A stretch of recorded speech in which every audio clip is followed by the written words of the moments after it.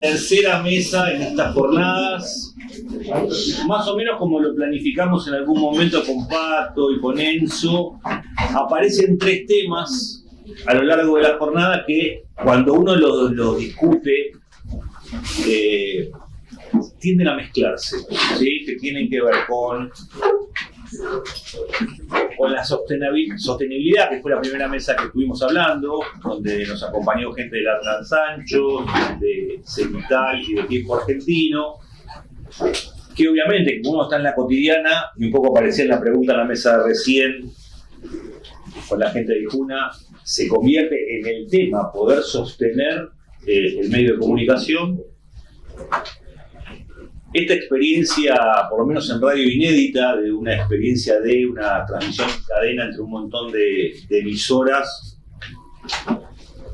que yo lo quiero poner especialmente en valor porque es la primera vez que se puede hacer cotidianamente, todos los días, en radio con distintas historias, etcétera, etcétera. Les digo, no es nada común y estamos pensando que la historia de la radio comunitaria de Argentina ya tiene casi 40 años, con lo cual que hace 2 años se pudiera hacer eso, es muy novedoso y muy importante. No sé, hay que ponerlo mucho en valor también para poder cuidarlo hacia adelante. A veces uno esas cosas no las cuida, pero me parece que está bueno. Y esta tercera mesa que vamos a intentar hablar de agendas periodísticas. Y un poco vamos a volver a algo que se planteó al principio, con el que contaban los muchachos de Cenital, que cuando empezaron a hacer los estudios, ¿quién me dio el mate? El micrófono. Cuando empezaron a hacerlo de Cenital, se dieron cuenta que el 30% de la población le parecía que el periodismo era algo interesante, bueno, el 70% no, y que el 50% de la población decidía semanalmente desconectarse para no vivir quemado. Obviamente, para cualquier persona que es periodista es básicamente imposible pensar el mundo de esa manera, pero sin embargo eso es lo que efectivamente ocurre y sobre esa realidad nosotros operamos. Entonces queríamos analíticamente, sistémicamente poder escindir la cuestión de la agenda de los problemas de sostenibilidad y de los problemas de cómo ponemos en consideración del público nuestra producción. Y reflexionar un poquito también sobre el rol periodístico en un momento donde para gran parte de la población, sobre todo la población joven, el periodismo es un arte más o menos bizarro que se encarga de cierta área del entretenimiento. Estoy exagerando, ya saben todos, para fijar conceptos, pero ¿cómo hacemos para, dentro de nuestras propuestas en generales, que tienen una intencionalidad de acercarnos, no tocando canciones, no escribiendo poemas, sino informando, para conmover a una población sobre temas que teóricamente les son importantes, como ciudadanos, etcétera, etcétera, y cómo, entre comillas, se disputan algunas agendas tratando de instalar algunos temas que no aparecerían y que hacen que a veces vivamos como enajenados, preocupados por un esguince del 9 de excursionista. Uno no puede dormir porque se esguinzó el 9 de excursionistas, y a mi papá lo dejaron sin trabajo, pero me angustia porque se esguinzó el 9 de excursionistas. Es una sociedad un poco rara en ese sentido. Así que está con nosotros Julieta Comedrola, en este caso, para hablar de este tema. Ella es directora de FM en Tránsito, de la cadena Cruce. Ya me dio la mitad del panel, ya estoy cansada de escuchar. Pero bueno, ahora no puedes hablar de todo lo que hablaste antes.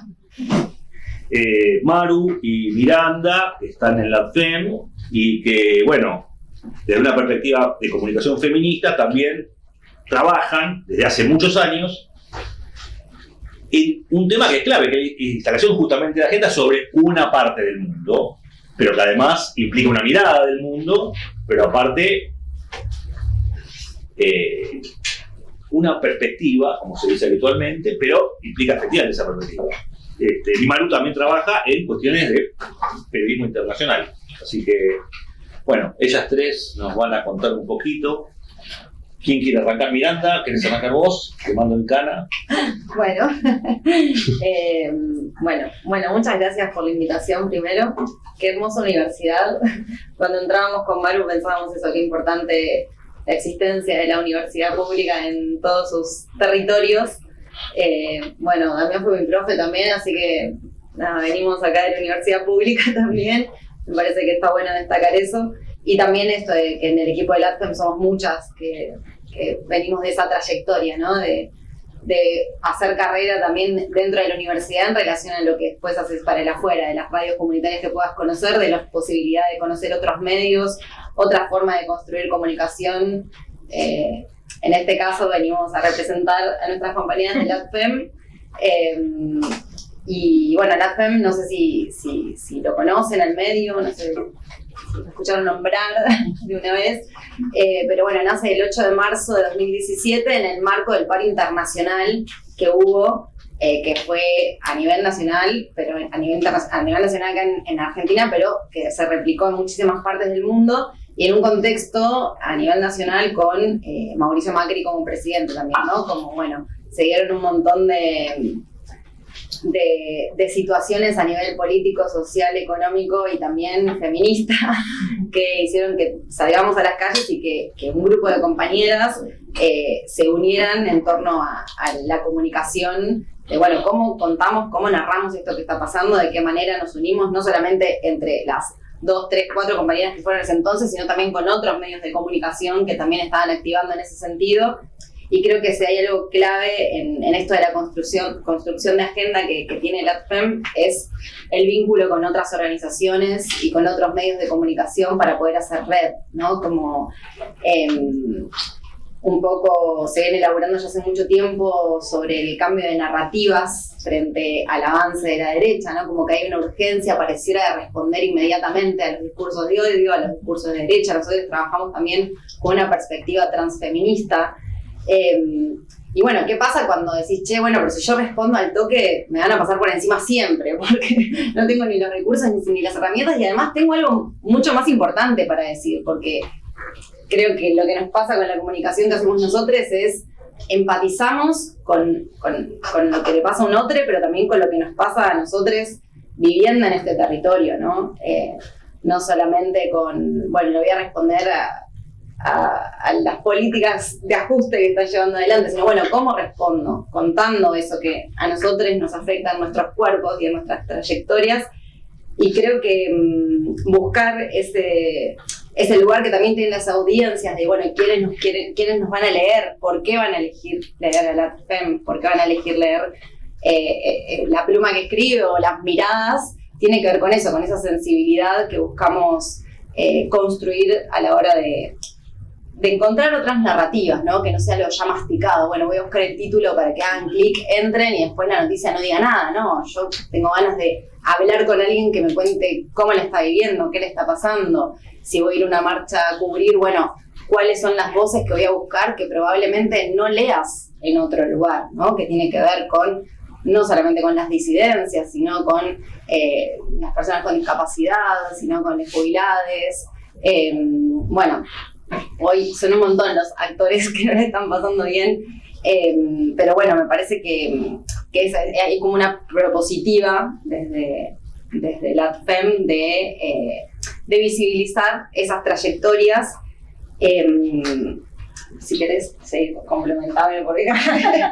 No, simplemente agregar que por ahí como nuestros medios también son como un poco hijes de sus épocas, ¿no?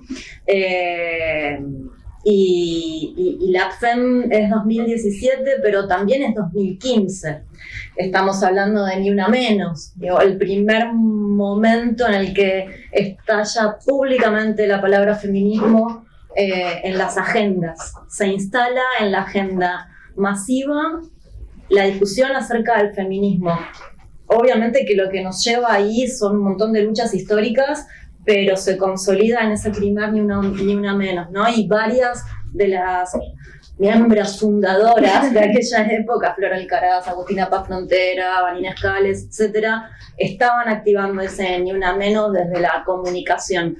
Y había experiencias previas, obviamente, pero el desafío era, bueno, hacer como una especie de acompasar esa época y la posibilidad de lanzar en un contexto de muchísima crisis general, obviamente, como fue la llegada de Mauricio Macri a la presidencia, Hoy ya no tenemos, digamos, lo comparamos, miramos para atrás y nos quedamos cortas, ¿no? Pero bueno, en ese momento, digamos, la primera embestida fuerte contra los medios públicos, veníamos de todo lo que había significado también la lucha por la ley de medios, de servicios de comunicación audiovisual, y toda esa embestida también contra medios comunitarios, la forma de financiamiento, fue como un cimbronazo fuerte, y en ese momento aparece también la ADFEN con no solamente el desafío de sobrevivirle con la sostenibilidad a la época, sino también además traer una propuesta de periodismo feminista.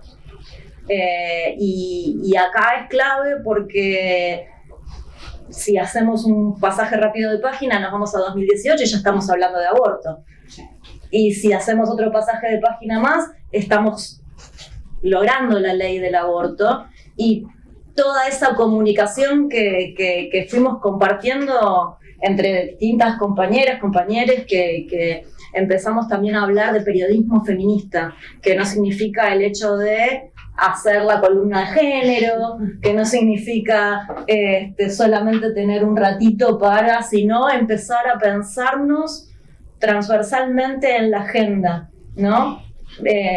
Bueno, recién también decía esto de que yo me dediqué más a lo internacional, y ahí también hay un desafío de cómo pensar una agenda por ahí más regional, en clave feminista, transfeminista, cuáles van a ser nuestras alianzas, quiénes nos van a servir en esta red de comunicación del ACFEM desde lo latinoamericano, con quiénes vamos a empezar a construir esta red para poder también ir un poquito más allá del ombligo argentino. Las agendas a veces, sobre todo a la vorágine que vamos, tienden a mirarnos mucho hacia adentro.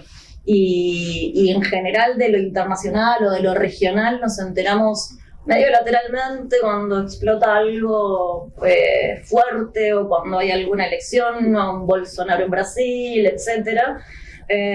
Y la verdad es que ese desafío fue además muy gratificante también, porque es muchísimo lo que hay construido en otros países de la región, y es muchísimo también lo que se lee, lo que se escucha de lo que pasa en Argentina. Y cuando entramos en contacto con otros países, sobre todo de la región, es súper valioso ese intercambio. Entonces ahí empezás a ver cuáles son las luchas de los movimientos LGTB en Colombia, quiénes son las candidatas, cómo se juega la paridad, de qué manera se están dando experiencias de cobertura, por ejemplo, sobre lo que fue aborto en países como Colombia, cómo habitar Brasil cuando Bolsonaro es presidente, qué pasa con las compañeras en Chile, del otro lado de la cordillera, frente a un estallido. Y eso la FEM lo fue haciendo con sus redes locales y también con las redes hacia afuera. Entonces, bueno, me voy a callar hasta acá. No, sumo una cosa, este bloque funcionó un poco como una presentación de la FEM. El caso Escuela presentó antes también ya un poco a FM en Tránsito, y ahí aparecen como dos conceptos que me parece interesantes, que tienen que ver con la disputa por la agenda, que apareció un poco en la reunión en la mesa anterior, que tiene que ver con la instancia de qué es el conurbano y qué es el movimiento feminista. Convengamos que el movimiento feminista hasta ahora ha sido más exitoso en plantear una mirada sobre que lo que es el conurbano en sí, que todavía no tiene una definición muy clara, o que todo el tiempo se intenta construir. Pero quisiera plantear estos dos ejes, porque obviamente uno puede ser una mirada de perspectiva de género, una perspectiva desde donde uno mira el mundo, entendiendo el conurbano también como el lugar donde están los country, donde viven los ricos en el conurbano, etcétera, etcétera. Ahí ella contaba recién que toda la primera época de la red claramente un éxito comunicacional fenomenal, incluso más allá de la construcción política. ¿Por qué? Porque más allá de la construcción política, que atiende un grupo determinado de gente, ese discurso, ni una menos, convocó a toda la sociedad, no al feminismo, sino a la sociedad en su conjunto. Incluso es lo que genera la reacción posterior. más allá que el conurbano cagamos en un balde, y según nos dicen algunos también, lo cierto es que también esa reacción tiene que ver con la acción previa. Y ahí hay una pregunta que yo les quisiera hacer, y después vamos a ir con cuenta con el conurbano, es ¿qué diferencia encontraron ustedes como periodistas feministas y las discusiones que tienen con las feministas no periodistas para poder trabajar el tema de la comunicación? Porque debe ser una discusión que, si por esta muy interna pueden no contarla, pero es interesante, me da cuenta que hay muchas estudiantes aquí de periodismo, muchas chicas que son feministas, por supuesto también, pero debe ser una discusión interesante. ¿Cómo discutimos las militantes feministas con las periodistas feministas? Seguramente debe haber algunos quilombitos divertidos ahí. El chisme. Y quiero que diga algo picante para las redes. Para mí está buena la pregunta, no sé si la entendí bien, así que voy a responder lo que a mí lo que me imaginé cuando te escuché. En relación a, y voy a salir un poco del LATFEM, sino más a mi recorrido como periodista feminista, que hay un tema que a veces es un quemo ser la feminista del medio, o de la radio, o del medio en el que estés, porque o te asignan la columna de género. Bueno, vos hablas de mujeres, pero yo no sé si soy mujer, o habla de femicidios, ¿no? Cuando en realidad lo que venimos a plantear, o al menos lo que a mí me interesa del periodismo feminista, es la interseccionalidad que tiene el feminismo como una forma de ver el mundo, donde, por ejemplo, justo cuando Mario dijo el aborto, y me acordé lo que dijo al final de la otra parte del foro, que estaban hablando de, bueno, uno no se entera mucho de lo que está pasando en Entre Ríos y demás. Bueno, hoy no existe la agencia Telam, que era una agencia muy importante de noticias, donde vos decías, bueno, entró y ¿qué está pasando en Jujuy? ¿Qué pasa en Tierra del Fuego? Y ahora, si no fuera por medios comunitarios o redes de medios, no nos enteramos. Nada, me parece que hay algo que tiene que ver con esto de las redes que se generan y de nombrarse, que en LATFEM este año, por ejemplo, perdón, me fui, pero vuelvo de nuevo, que Pablo decía lo del aborto, cuando se empezó a hablar de, bueno, se quiere retroceder con la ley del aborto, ¿cómo se cubre eso? ¿Qué vas a salir a decir? No, se quiere retroceder con la ley del aborto, pero no, hay un montón de profesionales de la salud que están dándolo todo hace muchos años en hospitales, centros de salud, socorristas, organizaciones que están incluso dentro de espacios municipales y demás, que están trabajando, ¿no? O sea, le vamos a mostrar lo que sí está pasando. ¿Cómo se consigue el misoprostol hoy cuando no hay financiamiento, cuando no llegan los recursos? Como, bueno, proponer esa mirada de lo que sí, de esas redes de las que formamos parte muchos de nosotros y de lo que sí está pasando, y eso está atravesado por el feminismo, ¿no? Porque que vos vayas a un hospital y no puedas conseguir un anticonceptivo, está atravesado por una mirada feminista.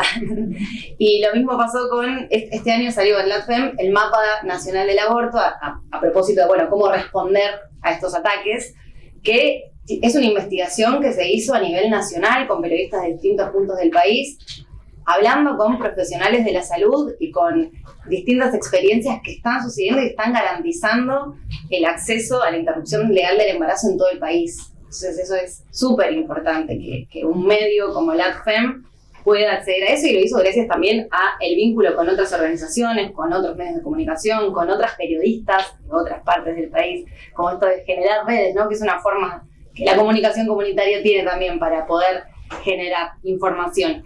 Y por otro lado, este año también nos salió una beca, que gracias a la Fundación Gabo, digamos, presentamos un proyecto de la Fundación Gabo para ver qué estaba pasando con el FISU, con el Fondo de Integración Sociurbana, en unos barrios en Mar del Plata.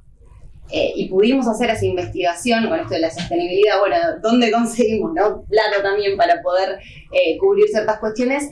Y el tema de que un barrio tenga veredas, tenga baños, tenga por primera vez familias que tuvieron la posibilidad de tener un interruptor para prender la luz.